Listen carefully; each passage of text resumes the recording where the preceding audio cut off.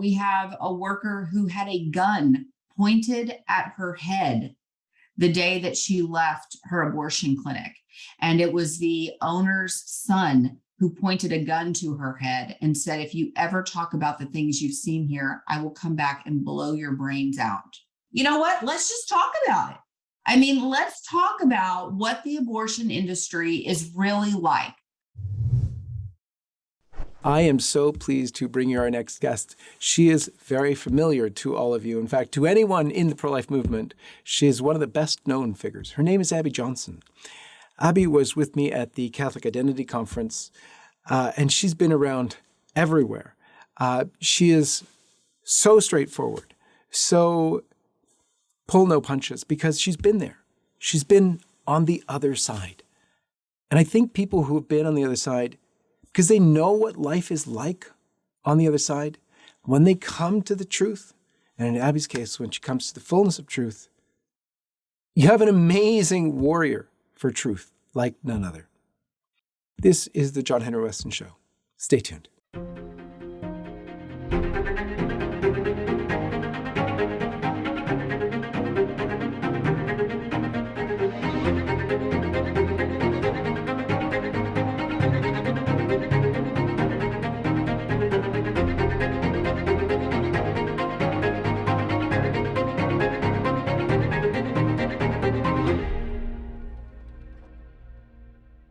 Abby Johnson, so good to be with you. Thank you. Thanks so much for having me. Let's begin as we always do with the sign of the cross. In the name of the Father, and of the Son, and of the Holy Ghost. Amen.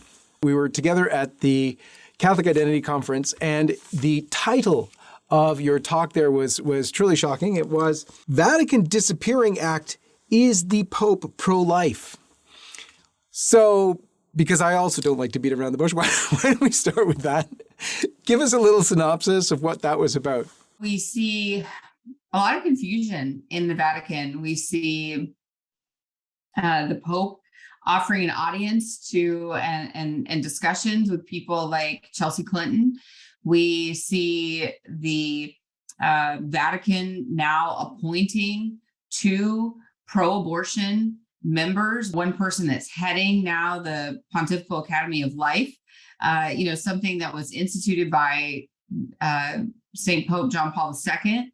And that was specifically something that was supposed to discuss pro-life issues. When that was originally created, every single member had to sign a document, a statement that said they were pro-life.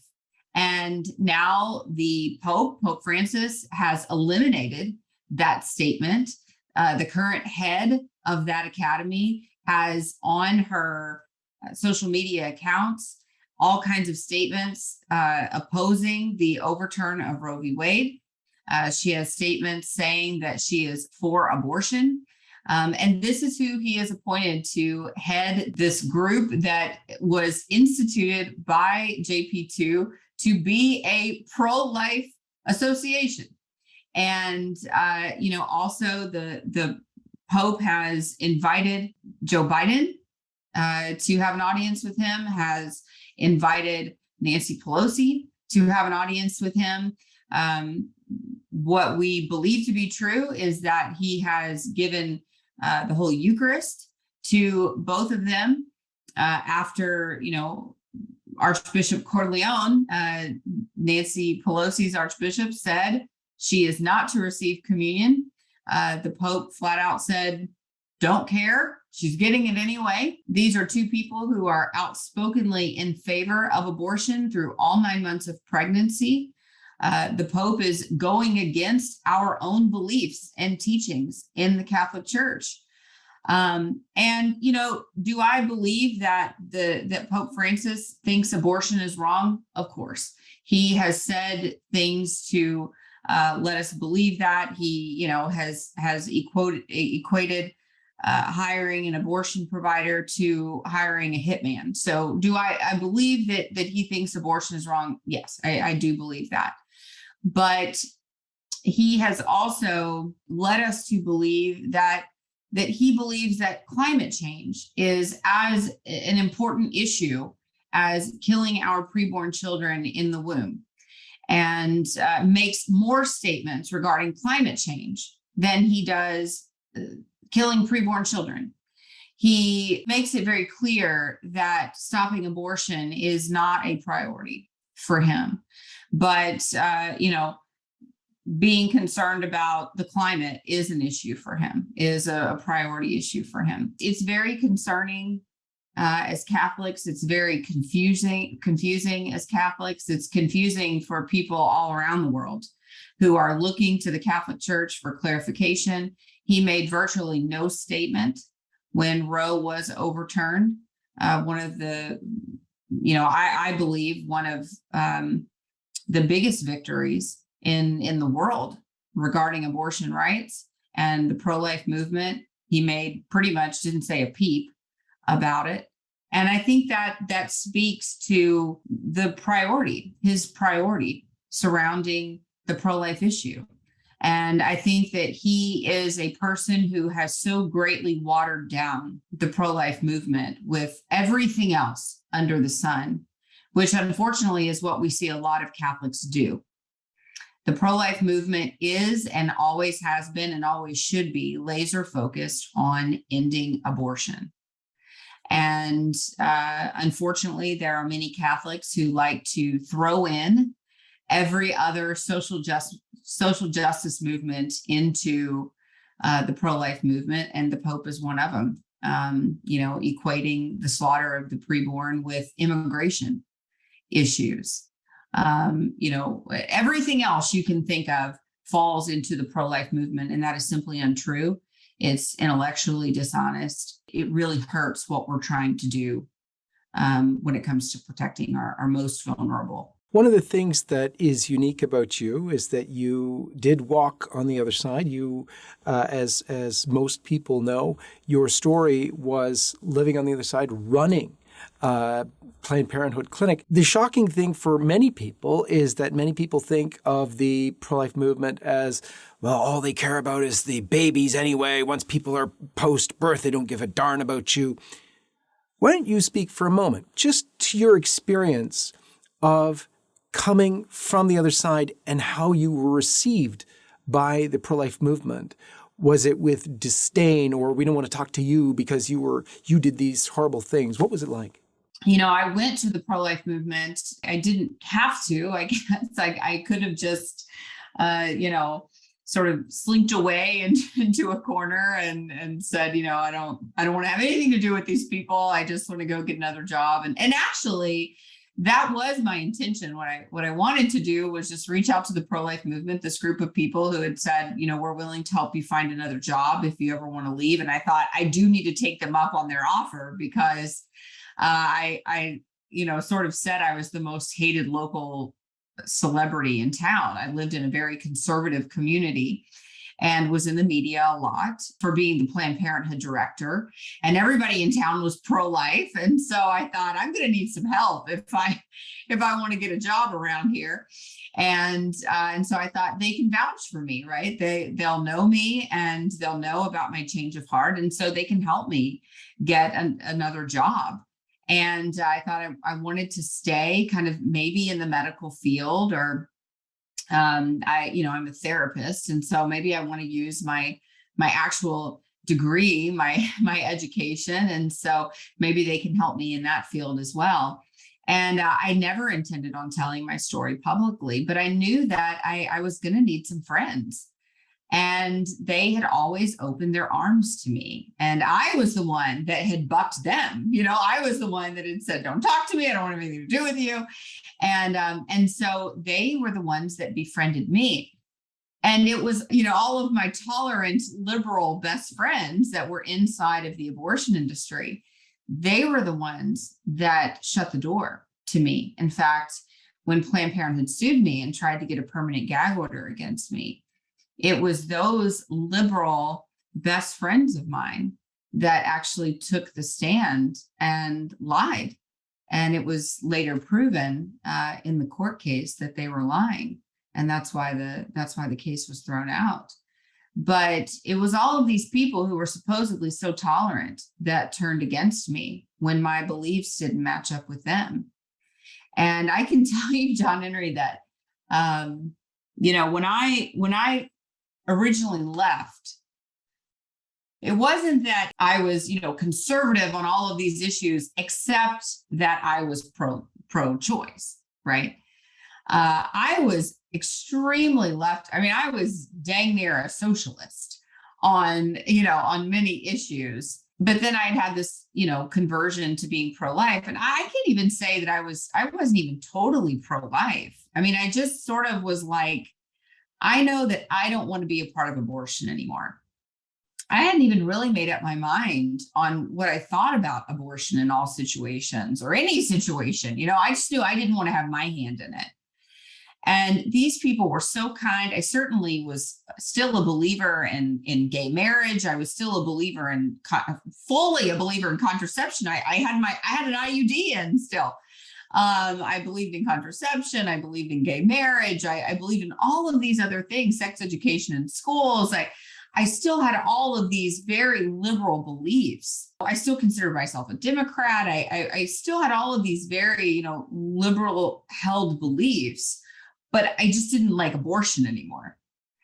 And even then, they still loved me. They became my friends. They, opened their homes to me. We hung out together. We went to dinner together. They loved me, even though I had all of these other beliefs that were very very contrary to what they believed, and even contradictory, right, to what I said I was believing. And I was still working all of this out. Right. But they were still just there and loving me and just gently guiding me. And when my faith community, we were Episcopalian, and my faith community turned their back on me. My faith community said, well, if you're publicly pro-life, you can't be Episcopal anymore. And all my friends turned their back on me. And my whole world was upside down. And these people who I had believed to be my enemy for 8 years, they were the ones that were there for me.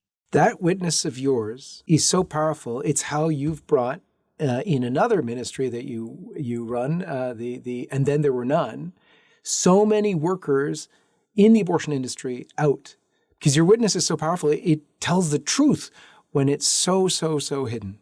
Yeah, we've helped 630 abortion workers leave their jobs. And, yes, we help them get new jobs. Yes, all of that is true. But really the victory for us is helping them come into relationship or get back into relationship with Christ. That's really the victory. And because it's not just about a job, it's so much more than that. And that's what we do. We don't really consider it a victory. We don't really count that number unless that's the end goal. That's the final result. And it's really amazing. And I have to tell you, for those that have some sort of childhood faith foundation, the bulk of them are fallen away Catholics.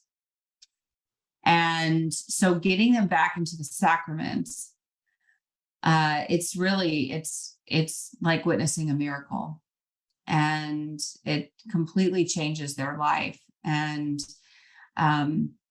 it's such a beautiful thing. And really, I have to tell you the story. We had a woman who, I won't use her name, but she was a fallen away Catholic.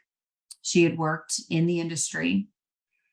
And we have these healing retreats for our former workers. And they have different phases. So our phase 1 retreats are the first time they've ever come on a healing retreat with us.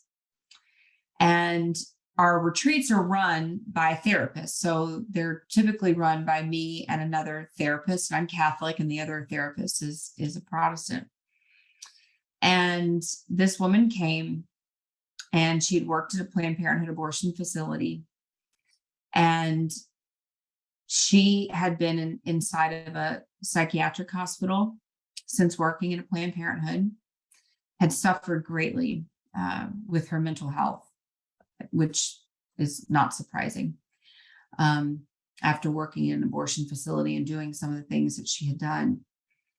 And she had not been to confession in years. And so we had this healing retreat. And she said to me, Abby, do you think there's any way after the first day, she said, do you think there's any way that you could get me to confession? And she said, I really want to go. And I said, oh, I bet I could find a priest that would hear your confession.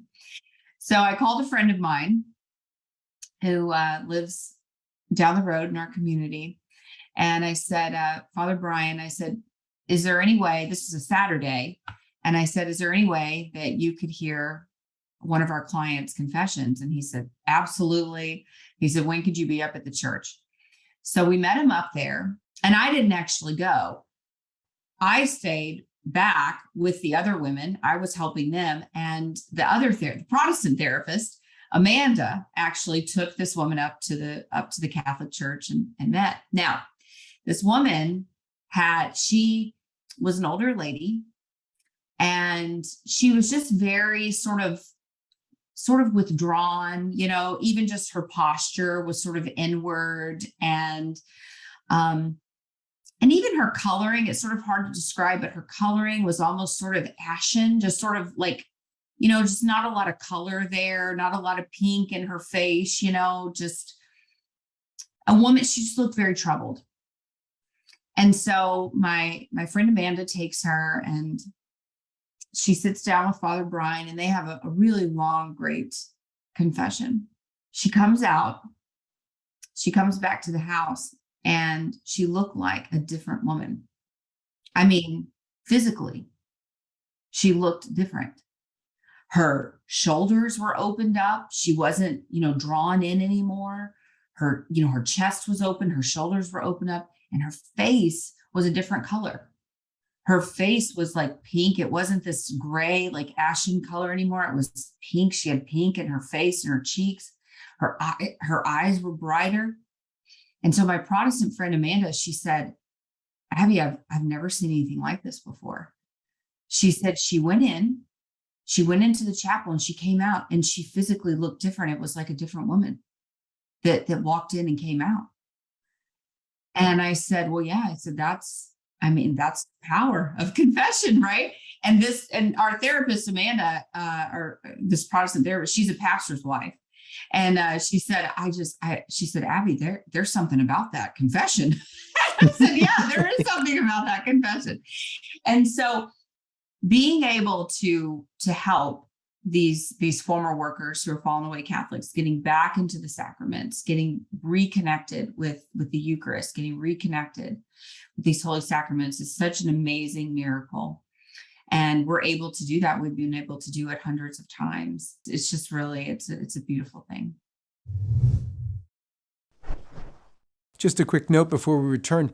If you would like to stay up to date on LifeSite's coverage of the latest life, family, and culture news, subscribe to one of our many newsletters by going to lifesitenews.com/subscribe.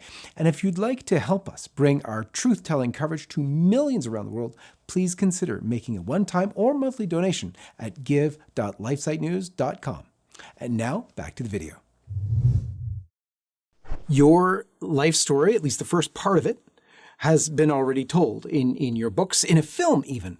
But you're doing another film, or another film is being done on sort of the continuation of Abby's story from your sort of conversion out of the pro-abortion movement, and then on and on. Because to me, the secondary part is so beautiful.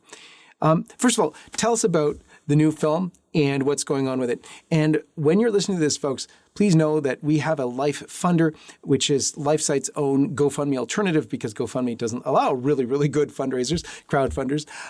So we have a Life Funder for this new Abby Johnson film called Unthinkable.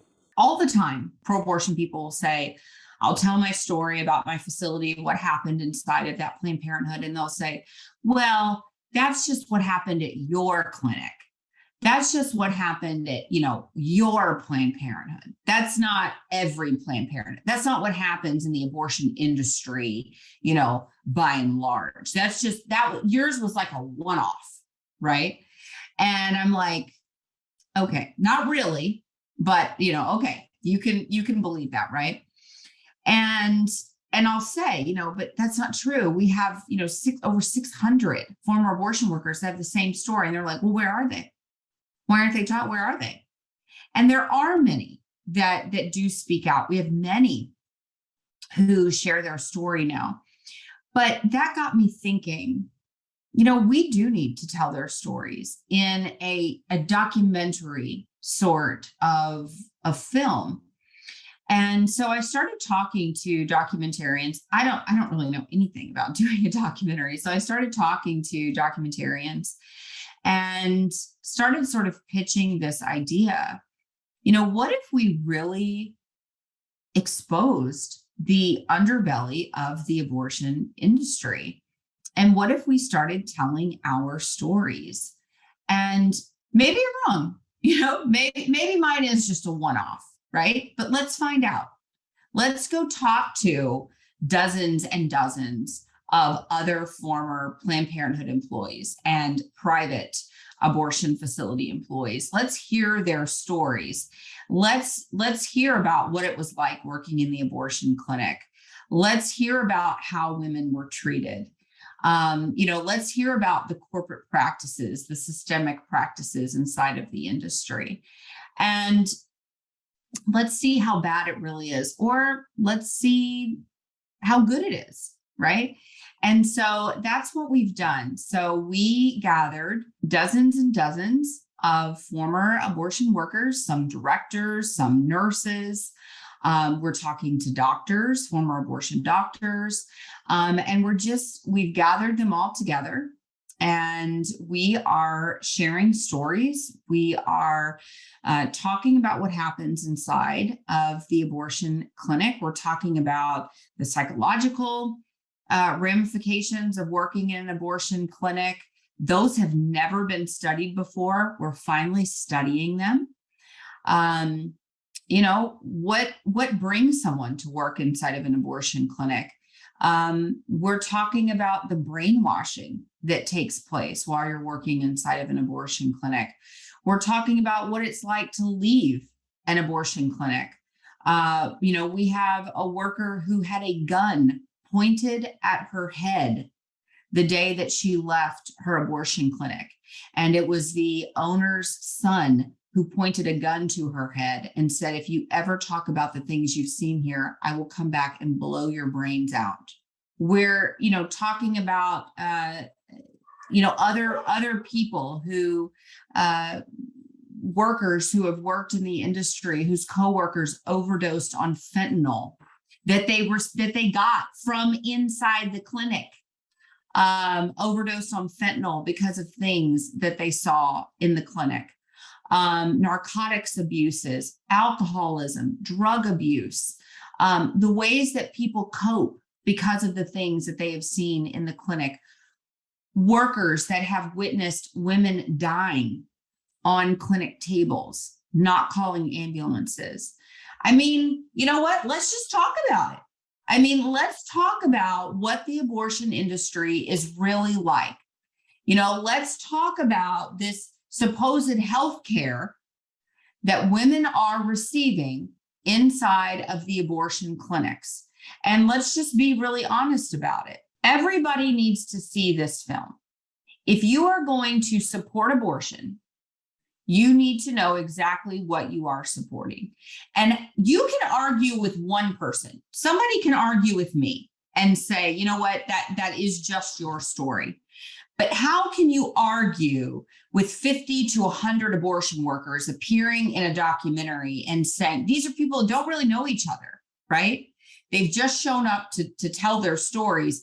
And when we all have the same sort of story, and we've all worked for the same industry, how can you look at all of us and say, no, that was just a one-off. No, that was just a one-off. That was just a one-off. When there's only 800 abortion facilities in the country and we represent 100 of them just in this documentary. How can you say that's just a coincidence? It's not a coincidence. Then you're talking about a systemic problem. We talk about it as reproductive health care, and the doctors that show up to promote it are all in white lab coats like every other doctor. We have to realize this is a killing industry, and it's very hard to link that up with the reality when it's all shielded and hidden and talked about under euphemisms and called women's rights and everything else. But it's from those who've been on the other side and can show us, as you have, the glimpse from the inside that really the reality hits and it begins to strike people. And God willing, will one day make abortion unthinkable. I wanted to talk to you also, Abby, about something that is so beautiful. When you came to the truth, you came to the fullness of the truth. You entered the Catholic Church as well, and you didn't stop in your pursuit of truth. I think there's a lot of people, because there's a lot of parts of Catholicism that are challenging, then more challenging. So in the issue of life, one of the most challenging things is the Church's teaching on contraception. Very few people talk about it, and probably even fewer live it out because it's a challenge. When you embraced life, you got rid of the contraception that you were on, and you actually did. You were young enough, and you have a whole bunch of children now.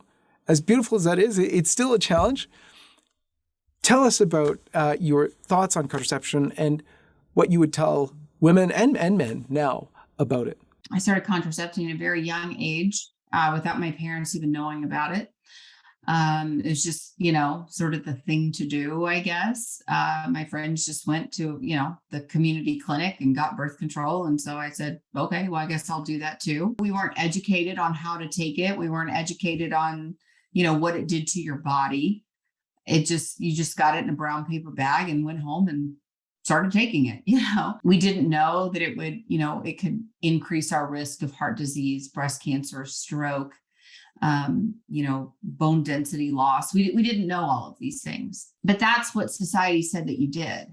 You got young, you were young. If you had some pimples on your face, you took birth control. If you had irregular periods, you took birth control. If you had headaches, you took birth control. It's like the one solution pill for women, when it's really not a solution at all. It's breaking something that's working perfectly fine. And there's no other pill, there's no other medication in the world that we give to someone to break something when it's working fine. But we do that with contraception and women. So, there's thousands of women who walk into doctors' offices every day and they say, doctor, my fertility is working so good. I want you to give me a pill to make it not work anymore. And that's absurd. And not only will it break your fertility temporarily, it can break it permanently. And not only that, but as pro-lifers, we should all have an issue with contraception, because when you begin to learn about contraception, you realize that there is potential to actually take life with hormonal contraception. And so that's something that I think is very challenging for the pro-life movement, because I think the pro-life movement, a lot of people don't know that. And then when they do know that, they want to pretend they don't know that, because they don't want to change their lifestyle and they don't want to be uncomfortable. And, but the reality is that every single form of hormonal contraception, has the ability to take a fertilized egg, so a newly created human being. It has the ability to, this is the backup form. This is the backup way that hormonal contraception works. If it doesn't prevent ovulation, then the backup way that hormonal contraception works is that it takes this newly created human being. It creates a hostile uterine environment so that that newly created human being will not be able to implant and attach to the uterine wall. Therefore, you have a spontaneous abortion or a miscarriage. And you have intentionally done something to your body so that that cannot happen. And that's why it's considered an abortion, an abortifacient. If we believe as pro-lifers that life begins at conception, which we all do, then we should have a problem with contraception, because that's what contra contraception is. It's against conception. It is a challenge for a lot of people. It's a challenge for a lot of Catholics. One of the reasons it's a challenge for a lot of Catholics is because the Catholic Church isn't teaching on it like they should. Priests are not teaching on it like they should.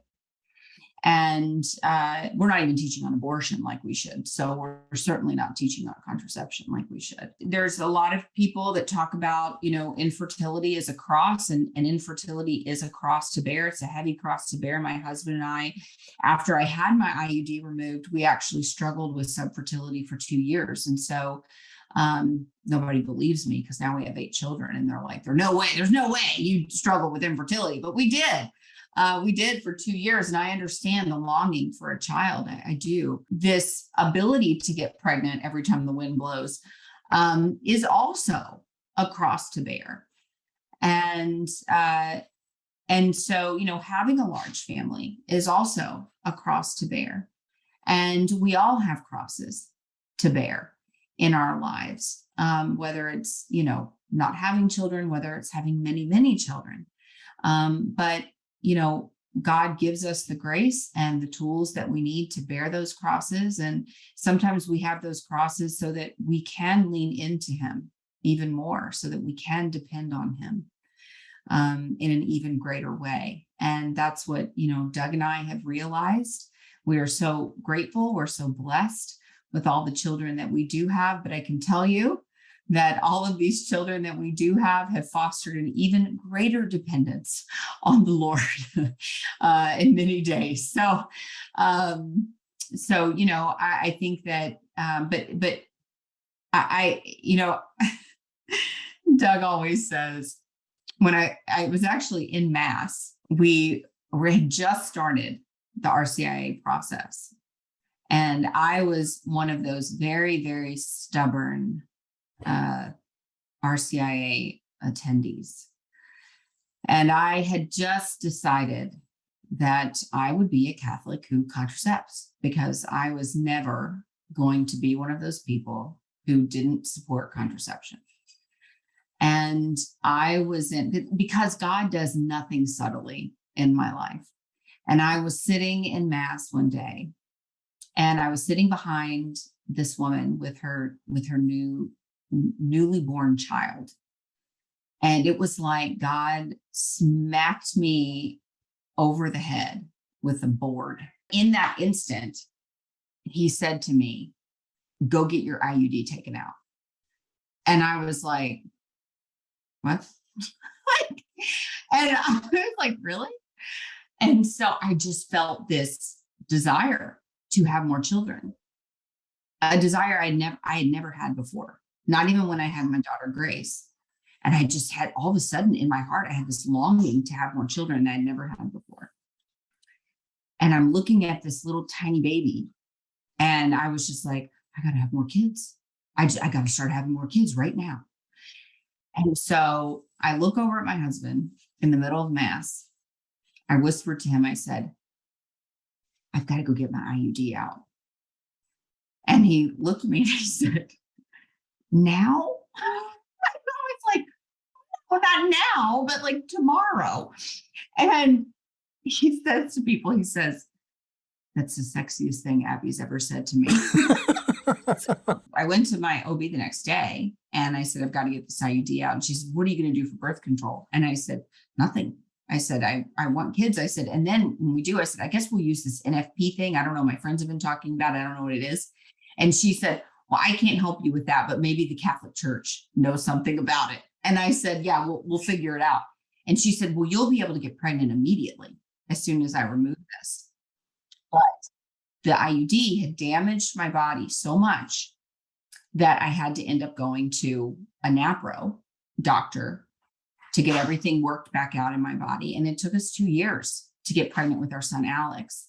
And then everything jump started, and then we couldn't stop getting pregnant. And that's been a blessing. But yeah, I mean, it's been a beautiful journey, but I think a lot of people don't realize the damage and the stress that they're doing to their body. And I think a lot of women and couples and men, they don't realize that they're taking life.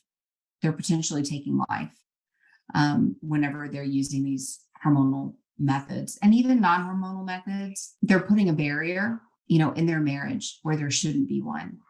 And when you give yourself over to your spouse, when you say, I'm giving all of me, then truly give all of you to your spouse. Don't have any barrier in between you and your spouse.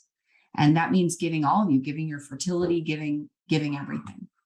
I've often thought about your husband because having read and watched your story, Doug has always been like a hero in a sense to me too, because he followed you in everything and supported you.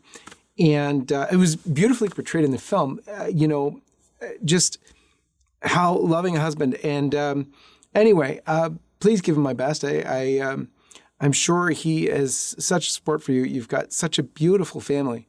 God bless you for that. Tell us a little bit about Doug. He's amazing. He really is. And people always ask, because he really is great as they made him out to be in the movie. And I'm like, he is. And even better. He's amazing. He's always been such a good support to me. And really such a good husband and a good father. And his patron saint is Saint Joseph. And he said, I had to pick the best dad out there. So he did. He's such a good father. And, when I worked at Planned Parenthood, he was always pro-life. And people have asked him, how could you marry somebody when you're pro-life? And, she was working, at an abortion clinic. And he just always said, I loved her. And by that time, there were just really no deal breakers. I knew that eventually she would come around, and I knew that she was too caring to not eventually see that she had to care for both the woman and the child. And so he just was very faithful in praying, and along with my parents. And I think, between my husband's prayers and my parents' prayers, those were the two greatest influences in my life. And really, among the three of them, I believe that their prayers are the primary reason that I'm here today. Really let that be an encouragement to anybody who's listening, and that, for anyone, whether it's a spouse or children, particularly children who are sort of wayward and maybe on their own path, that, the Bible makes that promise that as long as we, train them up in the foundation of their faith, that they will one day return. And, my parents really held on to that biblical promise. And, I remember my dad told my mom said that my dad told her one day, Kathleen, we may not be here to see it. We may not be here to see that day come, but we have to hold on to that promise that the Lord has made us, that she will one day return. And that's why it's so important for us as parents to train our children up in the way that they should go, because they may temporarily walk away from that faith, but we have to believe in the Lord's promise that they will one day return. Abby, where can people find out about what you're doing, about your new film? I know they can go to Life Funder if they want to support it, LifeFunder/Unthinkable. Where else can they find out about you and everything you're doing? Yeah, they can just go to my website, abbyj.com. They can find out more about everything I'm doing. They can hear my podcast. Everything I do is on that website. Beautiful. Abby, thank you so very much for being with us. Of course. Thank you for having me. God bless you, Abby. And Doug. And all your children, of course. And God bless all of you. And we'll see you next time. Hi, everyone. This is John-Henry Westen. We hope you enjoyed this video. And to see more like this, be sure to hit the subscribe button below to get all the latest content from LifeSite News. So check out our links in the description to read more, sign up for our newsletter, and connect with us on social media so that you can stay up to date with all of the latest life, family, and culture news. Thanks for watching, and may God bless you.